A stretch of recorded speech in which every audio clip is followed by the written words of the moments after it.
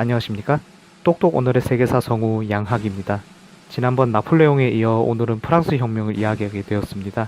어떤 이야기가 여러분을 기다리고 있을까요? 1792년 오늘 프랑스의 입법기관인 국민공회는 공화국을 선포했습니다. 공화국 선포 직후에 국왕 루이 16세는 국가반역죄로 기소되었고 사형이 확정되어 이듬해인 1793년 1월 21일 단도대에서 처형됩니다. 그것으로 끝나지 않았습니다. 9개월 후인 1793년 10월 16일 루이 16세의 왕비 마리 앙투아네트도 단두대 이슬로 사라졌습니다. 프랑스 혁명은 계급 간, 이념 간 대결이 전례 없이 치열했다고 역사는 기록하고 있습니다. 18세기의 미국 독립전쟁을 비롯해서 국익에 별 도움도 안 되는 전쟁에 6차례나 참전하며 프랑스 궁정의 재정은 바닥났습니다. 이 때문에 1789년 6월 루이 16세가 세금을 수취하려고 성직자, 귀족, 평민으로 구성된 3부회를 소집했지만 각 계층이 이견을 보이며 무산되었습니다. 이에 평민들은 테니스 코트에서 성직자와 귀족들의 특권으로 대표되는 앙시eng 레짐, 한자어로 구체제를 타파하고 평민들의 정치 참여를 보장하는 헌법을 제정하자고 주장하는 테니스 코트 선언을 결의합니다. 같은 해인 1789년 7월 14일 시민들은 바스티유 감옥을 습격했습니다. 루이 16세는 혁명을 인정하지 않았지만 총으로 무장하고 베르사유 궁으로 행진하는 시민들의 기세에 결국 굴복합니다. 혁명이 시작되고 2년 만인 1791년 세금을 납부하는 평민들이 정치에 참여할 수 있게 보장하는 새 헌법이 제정되었습니다.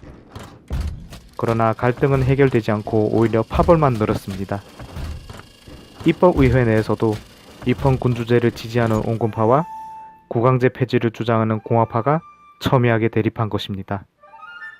거기에 국내에서는 혁명을 반대하는 왕당파 및 가톨릭 교회가 무력으로 저항했으나 수많은 희생자를 낳고 진압되었습니다.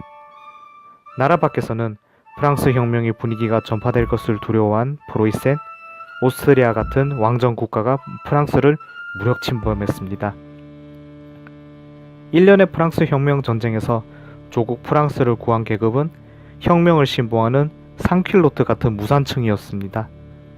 당시에 귀족이 입는 하의를 퀼로트라고 했는데 여기에서 퀼로트를 입지 않는 사람을 상퀼로트라고 표현했고 이는 무산층을 표현하는 많은 표현 중 하나가 되었습니다.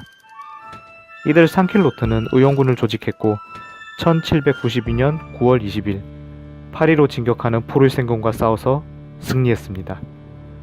승리의 그날에 프랑스 헌법을 제정한 입법의회는 해산되었고 재산이나 소득과 관계없이 모든 남자에게 선거권이 보장된 보통선거로 새로운 의회인 국민공회가 소집되었습니다.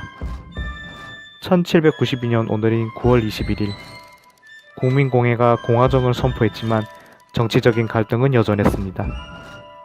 의회 권력은 부르주아 계급 중심인 지롱드파가 쥐고 있었습니다. 하지만 지롱드파는 루이 16세 처형에 적개심을 느낀 유럽 국가가 결성한 대프랑스 동맹의 속수무책이었습니다. 게다가 지롱드파는 하층민의 식량 위기에도 수수방관했습니다. 예나 지금이나 먹고 사는 문제를 건드리면 안 되는데 말이죠. 결국 하층민의 분노가 폭발하여 하층민의 지지를 받는 자코뱅파가 의회 권력을 차지합니다. 자코뱅파의 지도자는 로베스피에르였고 곧 독재 정치를 시작했습니다. 그러면서 자코뱅파 내부의 경쟁자인 당통과 에베르마저 단두대로 보내버리는 등 자신의 뜻에 안 맞으면 내부 외부를 안 가리고 탄압했습니다. 이것이 그 유명한 공포정치가 시작하는 단계였고 로베스피에르는 집권기간 동안 1만 7천 명을 단두대에서 처형했습니다. 이 정도면 인간 돌살장이죠. 혁명도 좋지만 대중을 우선 살아야 했습니다.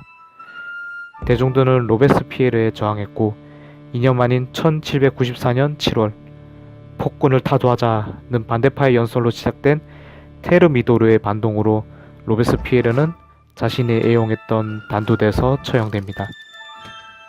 이후 프랑스 혁명은 새로운 영웅이 나올 때까지 극도로 혼란스러웠습니다. 1799년 그 혼란한 전국을 쿠데타로 교통정리하고 제1통령에 오른 사람이 있었습니다. 누구인지 짐작하시겠죠? 나폴레옹 보나파르트입니다.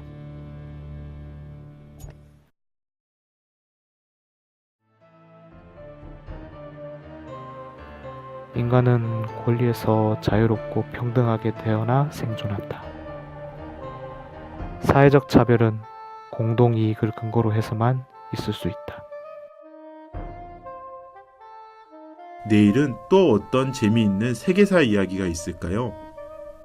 똑똑 오늘의 세계사는 여러분들의 관심으로 만들어집니다. 구독하기 꼭 눌러주시고 댓글 참여 부탁드립니다.